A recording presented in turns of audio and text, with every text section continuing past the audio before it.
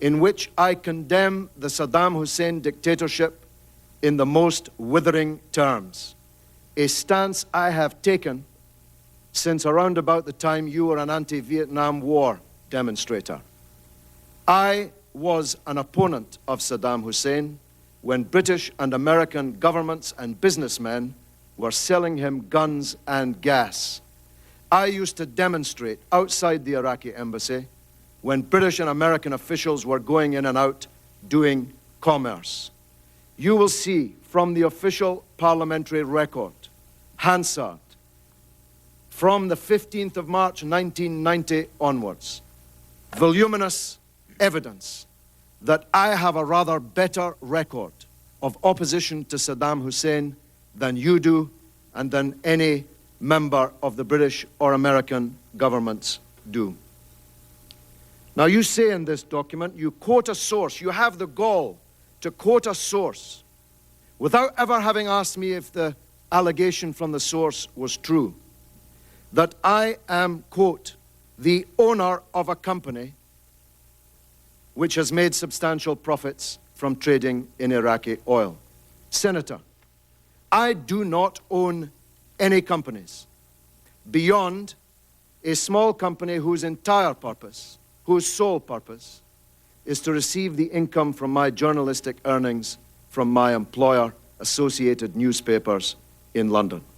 I do not own a company that's been trading in Iraqi oil. And you had no business to carry a quotation, utterly unsubstantiated and false, implying otherwise. Now, you have nothing on me, Senator, except my name on lists of names from Iraq, many of which have been drawn up after the installation of your puppet government in Baghdad. If you had any of the letters against me that you had against Zhirinovsky and even Pasqua, they would have been up there in your slideshow for the members of your committee today. You have my name on lists provided to you by the Dulfer inquiry, provided to him by the convicted bank robber and fraudster and con man Ahmed Chalabi, who many people, to their credit in your country, now realize played a decisive role in leading your country into the disaster in Iraq. There were 270 names on that list originally. That's somehow been filleted down to the names you chose to deal with in this committee. Some of the names on that committee included the former secretary to His Holiness Pope John Paul II, the former head of the African National Congress presidential office, and many others who had one defining characteristic in common. They all stood against the policy of sanctions and war which you vociferously prosecuted and which has led us to this disaster. You quote Mr. Taha Yassin Ramadan. Well, you have something on me. I've never met Mr. Taha Yassin Ramadan. Your subcommittee apparently has. But I do know that he's your prisoner. I believe he's in Abu Ghraib prison. I believe he's facing war crimes charges, punishable by death. In these circumstances, knowing what the world knows about how you treat prisoners in Abu Ghraib prison, in Bagram Air Base, in Guantanamo Bay, including, I may say, British citizens being held in those places.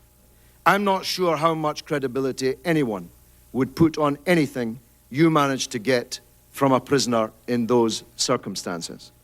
But you quote 13 words from Taha Yassin Ramadan, whom I have never met. If he said what he said, then he is wrong. And if you had any evidence that I had ever engaged in any actual oil transaction, if you had any evidence that anybody ever gave me any money, it would be before the public and before this commitment today. Because I agreed with your Mr. Greenblatt.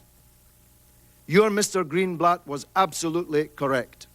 What counts is not the names on the paper. what counts is where's the money, Senator? Who paid me hundreds of thousands of dollars of money? The answer to that is nobody.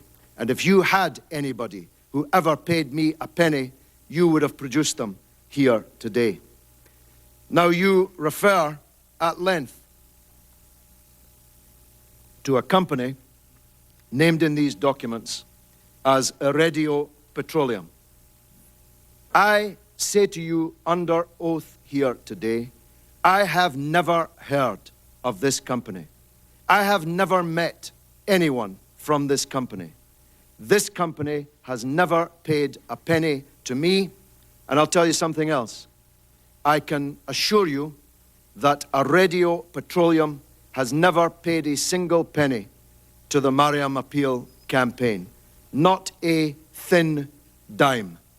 I don't know who Iridio Petroleum are, but I dare say if you were to ask them, they would confirm that they have never met me or ever paid me a penny. Whilst I'm on that subject, who is this senior former regime official that you spoke to yesterday? Don't you think I have a right to know? Don't you think the committee and the public have a right to know who this senior former regime official you were quoting against me, interviewed yesterday, actually is? Now, one of the most serious of the mistakes that you have made in this set of documents is, to be frank, such a schoolboy howler as to make a fool of the efforts that you have made.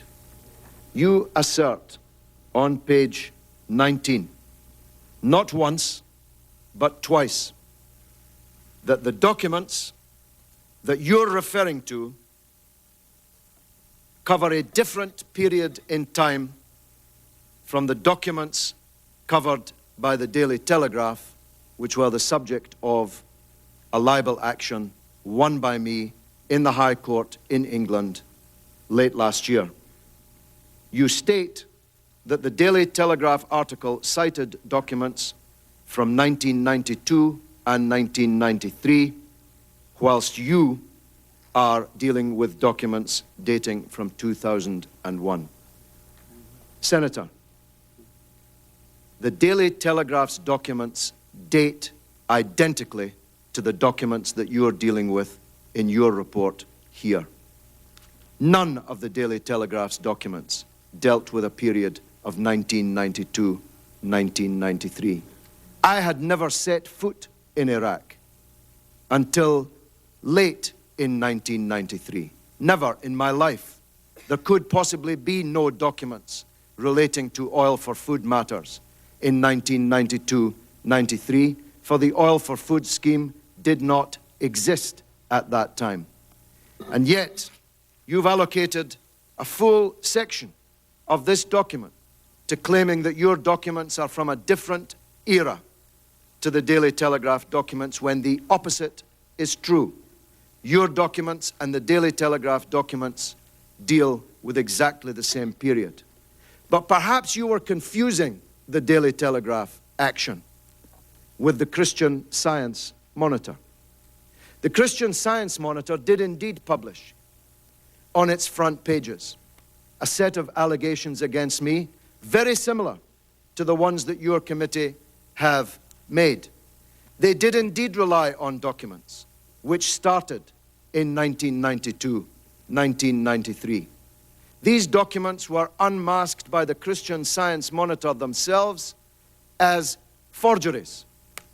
Now, the neocon websites and newspapers in which you're such a hero, Senator, were all absolutely cock-a-hoop at the publication of the Christian Science Monitor documents.